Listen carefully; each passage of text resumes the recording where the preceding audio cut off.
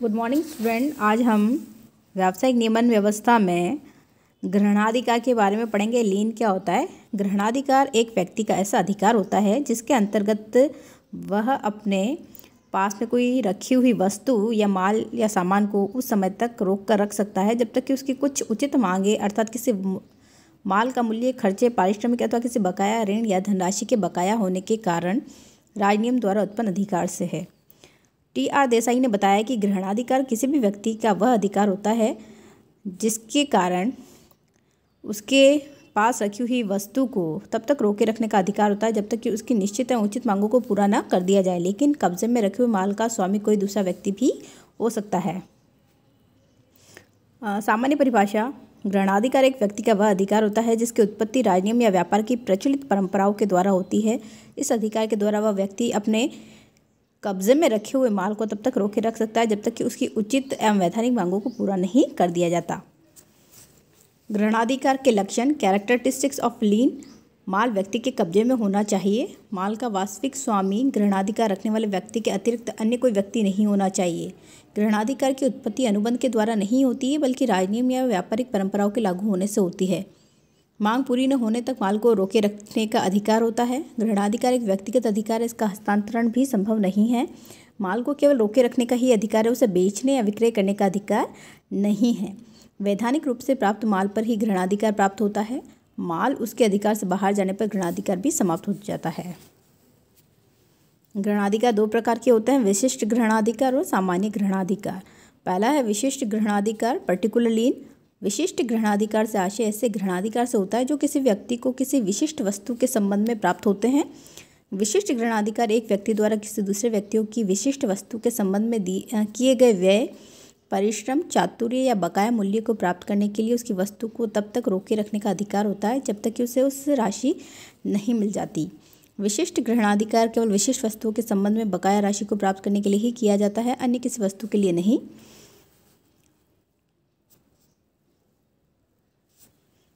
Next है सामान्य ग्रहणाधिकार, general लीन। सामान्य ग्रहणाधिकार से आशय ऐसे ग्रहणाधिकार से है जिसके अंतर्गत एक व्यक्ति जिसके पास दूसरे व्यक्ति की सभी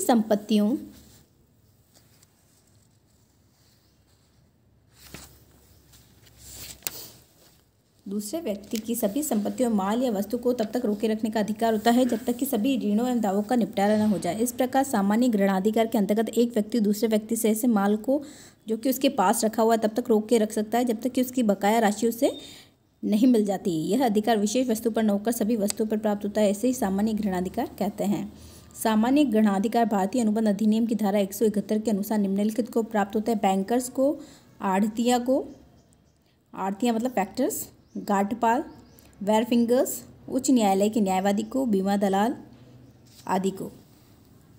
नेक्स्ट है ग्रहणाधिकार की समाप्ति। कुछ परिस्थितियाँ ऐसी होती है जिसमें ग्रहणाधिकार की समाप्ति हो जाती है: जब ग्रहणाधिकार के धारक का माल पर कब्जा न रहे, जब ग्रहणाधिकार का अधिकार रखने वाला व्यक्ति अपने अधिकार को त्याग दे, बकाया राशि का भुगतान हो जाने पर, पक्षकारों के बीच ठहराव हो जाने पर, जब वह किसी अन्य जमानत को स्वीकार कर लेगा और कब्जे में रखे हुए माल का दुरुपयोग करने पर। नेक्स्ट हम पढ़ेंगे विशिष्ट और सामान्य ग्रहणाधिकार में अंतर। इसमें अंतर का आधार है परिभाषा। विशिष्ट ग्रहणाधिकार एक ऐसा अधिकार होता है जिसके अंतर्गत किसी व्यक्ति को बिकी हुई वस्तु के मूल्य अथवा किसी माल की ढुलाई अथवा किसी बिकी हुई वस्तु से संबंधित किए गए चातुर्य अथवा पारिश्रमिक के बदले में जब विशिष्ट वस्तु को रोकने का अधिकार होता है वह विशिष्ट ग्रहणाधिकार कहलाता है। इसके विपरीत पूरा हिसाब न चुकाए जाने पर किसी भी माल को उस समय तक रोकने का अधिकार जब तक कि पूरा हिसाब नहीं चुकता कर दिया जाए तो सामान्य ग्रहणाधिकार कहलाता है। प्रयोग: विशिष्ट ग्रहणाधिकार में प्रयोग केवल वस्तु विशेष के लिए किया जाता है जिसके अनुबंध में माल अथवा व्यय का भुगतान न किया गया हो। इसके विपरीत सामान्य ग्रहणाधिकार का प्रयोग किसी भी माल के विरुद्ध प्रयोग में लाया जा सकता है। अधिकार की प्राप्ति: यह सभी निक्षेप ग्रहीता को प्राप्त है, जैसे कि खोया पड़ा हुआ माल पाने वाला व्यक्ति, निक्षेप ग्रहीता, अदद विक्रेता, गिरवी ग्राही या गिरवी रख लेने वाला व्यक्ति और एजेंट। सामान्य ग्रहणाधिकार बैंकर, आढ़ती, गार्डपाल, उच्च न्यायालय के अधिवक्ता, न्यायवादी, बीमा पत्र के दलाल आदि को प्राप्त है। क्षेत्र: विशिष्ट ग्रहणाधिकार का क्षेत्र अति विस्तृत है क्योंकि ये अधिकार समस्त निक्षेप ग्रहीता को प्राप्त होते हैं। सामान्य ग्रहणाधिकार का क्षेत्र विशिष्ट ग्रहणाधिकार की अपेक्षा संकुचित होता है क्योंकि यह केवल कुछ विशिष्ट व्यक्ति को ही प्राप्त होता है।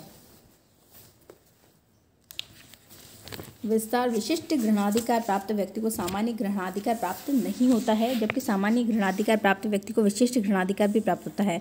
माल में परिवर्तन या सुधार करना विशिष्ट ग्रहणाधिकार किसी व्यक्ति को तभी प्राप्त होता है जबकि अधिकार में रखी हुई वस्तु या निक्षेपित वस्तु में कोई परिवर्तन या सुधार या सुरक्षा आदि का लाभ प्रदान किया जाए, जबकि सामान्य ग्रहणाधिकार में सामान्य सेवा हितों की सुरक्षा आदि कारण उत्पन्न हो सकते हैं। सेक्शन विशिष्ट ग्रहणाधिकार पर भारतीय अनुबंध अधिनियम की धारा 168, 170, 173 और वस्तु विक्रय अधिनियम की धारा 147 लागू होती है, जबकि सामान्य ग्रहणाधिकार पर भारतीय अनुबंध अधिनियम की केवल धारा 171 ही लागू होती है। नेक्स्ट पढ़ेंगे हम निक्षेप अनुबंध की समाप्ति, टर्मिनेशन ऑफ द बेलमेंट। इसमें first one, on the accomplishment of the purpose, उद्देश्य की पूर्ति हो जाने पर निक्षेप अनुबंध की समाप्ति तब मानी जाती है जबकि निक्षेप का उद्देश्य पूरा हो जाता है। निक्षेप का अनुबंध समाप्त हो जाता है क्योंकि निक्षेप के अंतर्गत विशिष्ट उद्देश्य की पूर्ति पर निक्षेपित वस्तु लौटाने पर अनुबंध की समाप्ति हो जाती है। अकॉर्डिंग टू सेक्शन 160 एंड 161, निर्धारित समय की समाप्ति होने पर on the expiry of the specified time, जब निक्षेप का अनुबंध एक निर्धारित समय के लिए किया जाता है तो ऐसी ही दशा में निर्धारित समय का समाप्त हो जाना निक्षेप के अनुबंध को समाप्त कर देता है।